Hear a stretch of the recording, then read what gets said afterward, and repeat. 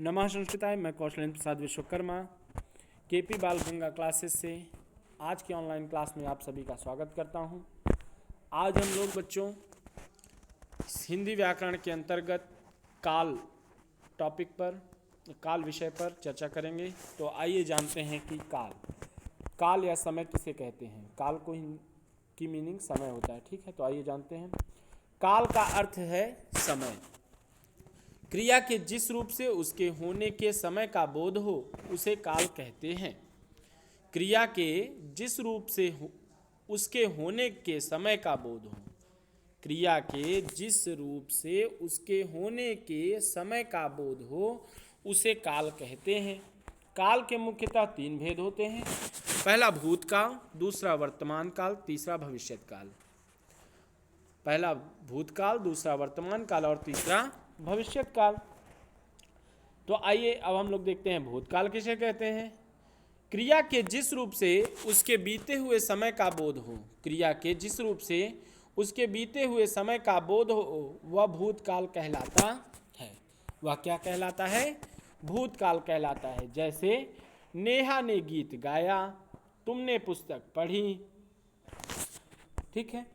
ये सारी क्रियाएं कब हो रही हैं? ऐसा लग रहा है कि भूतकाल में हुई। नेहा ने गीत गाया मतलब गीत गाया था, अभी नहीं गा रही है ना, गीत गाया था। इस वाक्य से लग रहा है कि यह जो बात हुई है कि नेहा ने गीत गाया या पहले ही नेहा कर चुकी है ना, इसलिए बता रहा है नेहा ने गीत गाया। आगे देखते हैं।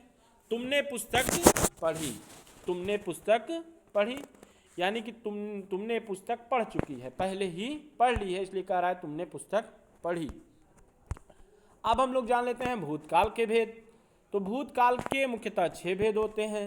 पहला सामान्य भूतकाल, दूसरा आसन्न भूतकाल, तीसरा पूर्ण भूतकाल, चौथा अपूर्ण भूतकाल, पांचवा संदिग्ध भूतकाल और छठवां हेतु या हेतुमद भूतकाल। तो भूतकाल के अंतर्गत भी भूतकाल के 6 भेद बताए गए हैं। हिंदी व्याकरण में भूतकाल के 6 भेद बताए गए हैं। पहला सामान्य भूतकाल, दूसरा आसन्न भूतकाल, तीसरा पूर्ण भूतकाल, चौथा अपूर्ण भूतकाल, पांचवा संदिग्ध भूतकाल और छठवां हेतु या हेतुमद भूतकाल। अब हम लोग जानते हैं कि सामान्य भूतकाल क्या होता है या सामान्य भूतकाल किसे कहते हैं। क्रिया के जिस रूप से काम के सामान्य रूप से, क्रिया के जिस रूप से काम के सामान्य रूप से बीते समय में, सामान्य रूप से बीते समय में पूरा होने का बोध हो, पूरा होने का बोध हो उसे सामान्य भूतकाल कहते हैं। जैसे अंशु ने नृत्य किया, श्री राम ने रावण को मारा, ये सारे सामान्य भूतकाल के उदाहरण हैं, ठीक है। जिसमें क्रिया का रूप क्या होता है?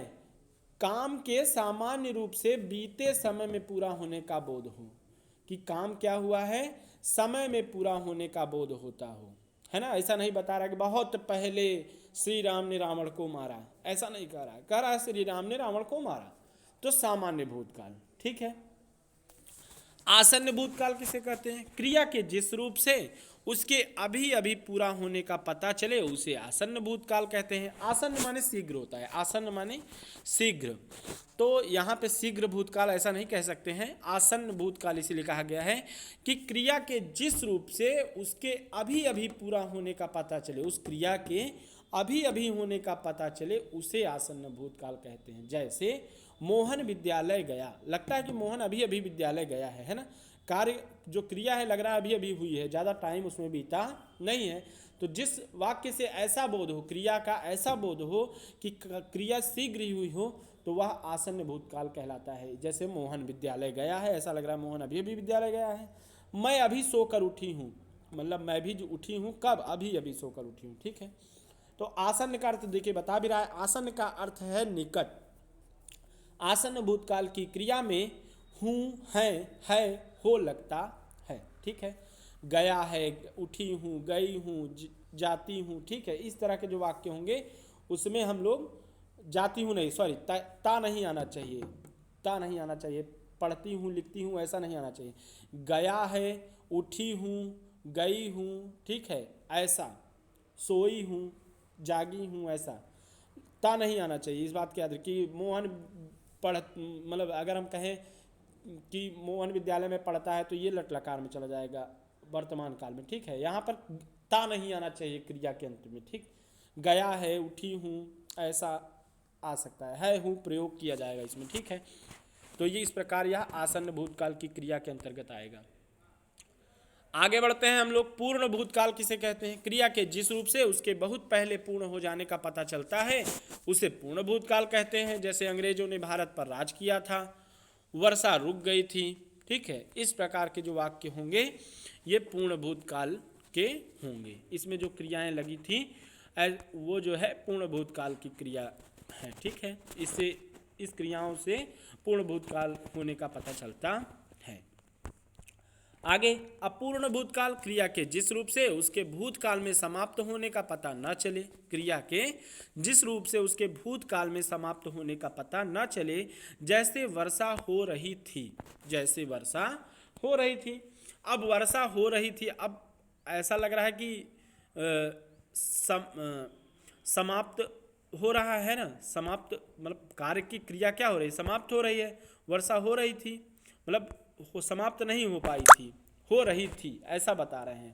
तो यह अपूर्ण भूतकाल मतलब क्रिया, इसमें कार्य पूर्ण नहीं हो रहा है। इस क्रिया के माध्यम से कार्य पूर्ण होने का पता नहीं चला। जैसे वर्षा हो रही थी, फुटबॉल मैच चल रहा था, क्रिकेट खेल रहे थे, इस तरह के जो वाक्य होंगे इसमें कार्य लगातार क्रियाशील है, ठीक है। इसलिए ये जो है अपूर्ण भूतकाल कहलाता है, ठीक है। हालांकि भूतकाल ही है लेकिन अपूर्ण भूतकाल है। अब पांचवा भेद संदिग्ध भूतकाल। भूतकाल की क्रिया के जिस रूप से उसके भूतकाल में पूरा होने में संदेह हो, ऐसा लगे कि अभी वो वाक्य पूर्णता भूतकाल में नहीं हुआ है, उसमें भी संदिग्धता है, तो ऐसा उसे संदिग्ध भूतकाल कहते हैं। जिसमें ऐसा हो उसे संदिग्ध भूतकाल कहते हैं। जैसे वह घर गया होगा, जैसे वह घर गया होगा। अब गया भी लगा दिया, होगा भी लगा दिया, मतलब संदेह प्रकट कर दिया ना कि पता नहीं गया है कि नहीं गया है। तो संदेह प्रकट करते हुए कह रहे हैं कि वह घर गया होगा, लगता है कि जो गया है अभी अभी वो घर ही गया होगा, ठीक है। तो इस तरह के जो वाक्य होंगे, जैसे बस छूट गई होगी, इतना टाइम से नहीं गए वो बस स्टैंड की, लगता है कि उनसे बस छूट गई होगी। इस तरह के जो वाक्य होंगे वो संदिग्ध भूतकाल के अंतर्गत आएंगे। अगला भेद हेतु या हेतुमत भूतकाल। जहां भूतकाल की एक क्रिया दूसरे पर आश्रित हो वहां हेतु या हेतुमत भूतकाल होता है। जैसे यदि वर्षा होती तो फसल अच्छी होती, यदि वर्षा होती तो फसल अच्छी होती। यहाँ पे हेतु या हेतुमत भूतकाल है, मतलब जब कोई कारण पाया जाए, जब कोई क्रिया में कारण हो। जैसे यदि वर्षा होती तो फसल अच्छी होती, यानी कि वर्षा अच्छी नहीं हुई इसीलिए फसल अच्छी नहीं हुई। कहने का मतलब है जिसमें कार्य कारण का संबंध हो। भाई कारण क्या है? फसल अच्छी ना होने का, वर्षा का ना होना, इसीलिए, ठीक है। तो जहाँ पे कार्य कारण संबंध पाया जाए वह हेतु या हेतुमत भूतकाल कहलाता है। अब हम लोग पढ़ते हैं, आइए वर्तमान काल। वर्तमान काल अर्थात वह समय जो चल रहा है, क्रिया के जिस रूप से उसके वर्तमान समय में होने का पता चलता है या पता चले उसे वर्तमान काल कहते हैं। जैसे पिताजी समाचार सुन रहे हैं, छात्र पढ़ रहे हैं। वर्तमान काल के तीन उपभेद होते हैं। वर्तमान काल के कितने भेद हैं? तीन उपभेद हैं। सामान्य वर्तमान काल, अपूर्ण वर्तमान काल और संदिग्ध वर्तमान काल। आइए जानते हैं सामान्य वर्तमान काल। जो क्रिया वर्तमान में सामान्य रूप से होती है, जो क्रिया वर्तमान में सामान्य रूप से होती है वह सामान्य वर्तमान काल की क्रिया कहलाती है। जैसे दादी माला जपती हैं, बच्चा दूध पीता है। हमने बताया था ना कि ती आ जाएगा तो वहाँ पे वर्तमान काल हो जाएगा, ठीक है। तो दादी माला जपती हैं, बच्चा दूध पीता है, ये सारी जो क्रियाएं हैं ये सामान्य वर्तमान काल की हैं। मतलब साधारण वाक्य जो होगा वर्तमान काल का वो सामान्य वर्तमान काल कहलाएगा। दूसरा अपूर्ण वर्तमान काल। क्रिया के जिस रूप से जाना जाए कि काम अभी चल रहा है, या यहाँ भी वही कार्य अभी पूर्ण नहीं हुआ, जहाँ पर कार्य न पूर्ण हो वह अपूर्ण वर्तमान काल। जैसे उसे अपूर्ण वर्तमान काल कहते हैं। जहाँ पर क्रिया के जिस रूप से जाना जाए कि काम अभी चल रहा है, कार्य अभी पूर्ण नहीं हुआ है, उसे अपूर्ण वर्तमान काल कहते हैं। जैसे नेहा पढ़ रही है, वह सो रही है। अभी वह सो ही रही है, अभी पूरी तरह से सो नहीं पाई है। और नेहा पढ़ रही है मतलब अभी पूर्ण रूप से पढ़ाई कर नहीं पाई है, अभी पढ़ ही रही है। तो यह अपूर्ण वर्तमान काल के अंतर्गत आएगा। अगला संदिग्ध वर्तमान काल, क्रिया के जिस रूप से उसके वर्तमान काल में होने में संदेह का बोध हो वह संदिग्ध वर्तमान काल कहलाता है। जैसे नेहा आ रही होगी, परीक्षा परिणाम आ गया होगा। संदेह प्रकट कर रहे हैं, पता नहीं आया है कि नहीं आया है, आशा कर रहे हैं कि आ गया होगा, या नेहा आ रही होगी। इस तरह जिसमें संदेह या संदिग्धता हो वह संदिग्ध वर्तमान काल के अंतर्गत आएगा। अगला हम लोग पढ़ते हैं भविष्यत काल, क्रिया के जिस रूप से उसके भविष्य में सामान्य ढंग से होने का पता चलता है उसे सामान्य भविष्यत काल कहते हैं। जैसे ओजस्व अपना जन्मदिन मनाएगा, राजा अपना गृह कार्य करेगा। ओजस्व अपना जन्मदिन मनाएगा, राजा अपना गृह कार्य करेगा। इस तरह के जो वाक्य होंगे वो सामान्य भविष्य काल के अंतर्गत होंगे। ठीक, भविष्य काल के भी दो भेद हैं, सामान्य भविष्यत काल और संभाव्य भविष्यत काल। आइए देखते हैं सामान्य भविष्यत काल किसे कहते हैं।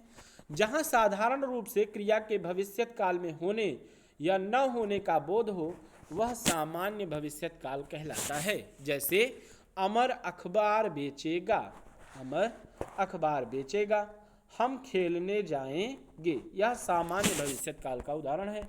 आइए अब देखते हैं संभाव्य भविष्यत काल, क्रिया के जिस रूप से उसके भविष्य में होने की संभावना का पता चलता है उसे संभाव्य भविष्यत काल कहते हैं। जैसे शायद वह पास हो जाए, शायद आज वर्षा हो। ऐसे जो वाक्य होंगे वो संभावित होंगे, संभावना प्रकट करेंगे, ऐसे भविष्यत काल की क्रियाएं होंगी। ठीक है, तो ये संभाव्य या संभावित भविष्यत काल के अंतर्गत आएगा। उदाहरण में जैसे शायद वह पास हो जाए, शायद आज वर्षा हो, शायद कल विद्यालय खुल जाए। ठीक है, इस तरह के जो वाक्य होंगे। आइए अब इस टॉपिक पर आधारित, काल पर आधारित कुछ प्रश्न हैं जिनको आप लोग को करना है। मैं एक बार प्रश्न पढ़ देता हूँ। क्रिया का वह रूप जिससे उसके इसी समय में होने का पता चले उसे क्या कहते हैं। भूतकाल, वर्तमान काल, भविष्यत काल, इनमें से कोई नहीं। भूतकाल उस काल को कहते हैं जिसमें क्रिया के बीते हुए समय में होने का पता चले, क्रिया के इसी समय में होने का पता चले, क्रिया के आने वाले समय में होने का पता चले, या उपर्युक्त सभी। काल के कितने प्रकार होते हैं? 2, 3, 4, 5, जो हो बताइए। जब कोई क्रिया हो चुकी हो तो क्या कहलाती है? वर्तमान काल, भविष्यत काल, भूतकाल, या इनमें से कोई नहीं। क्वेश्चन नंबर 5वां है, वर्तमान काल उस काल को कहते हैं जहां कार्य चल रहा होता है, कार्य हो चुका होता है, कार्य होने की संभावना होती है, या कार्य का होना होता है। क्वेश्चन नंबर 6वां, इनमें से संदिग्ध वर्तमान काल का उदाहरण कौन सा है? नेहा पढ़ती है, नेहा पढ़ रही होगी, नेहा पढ़ रही है, नेहा नहीं पढ़ी। ठीक है, अगला क्वेश्चन, इनमें आसन्न भूतकाल का उदाहरण कौन सा है? अंशु ने खाना खाया, अभी अभी गई है, कोमल खाना खा चुकी है, या दिव्या नाच रही है। क्वेश्चन नंबर 8वां, शायद वह पास हो जाए वाक्य किस काल का उदाहरण है? भूतकाल का, सामान्य भविष्यत काल का, वर्तमान काल का, संभाव्य भविष्यत काल का। क्वेश्चन नंबर 9वां, पत्र पहुंच गया होगा वाक्य किस काल का उदाहरण है? संदिग्ध भूतकाल का, पूर्ण भूतकाल का, सामान्य भूतकाल का, या इनमें से कोई नहीं। क्वेश्चन नंबर 10वां आता है, मोहन आने वाला है वाक्य किस काल के उदाहरण है? मोहन आने वाला है, इस वाक्य में किस काल का उदाहरण है? भूतकाल का, वर्तमान काल का, भविष्यत काल का, या आसन्न भूतकाल का। आशा करता हूँ आज की क्लास आप लोगों को अच्छे समझ में आई होगी। यदि क्लास अच्छे समझ में आई हो तो चैनल को लाइक सब्सक्राइब अवश्य कराएं। इसी के साथ यह क्लास यहीं पे समाप्त होती है। धन्यवाद। शुभम संस्कृतम।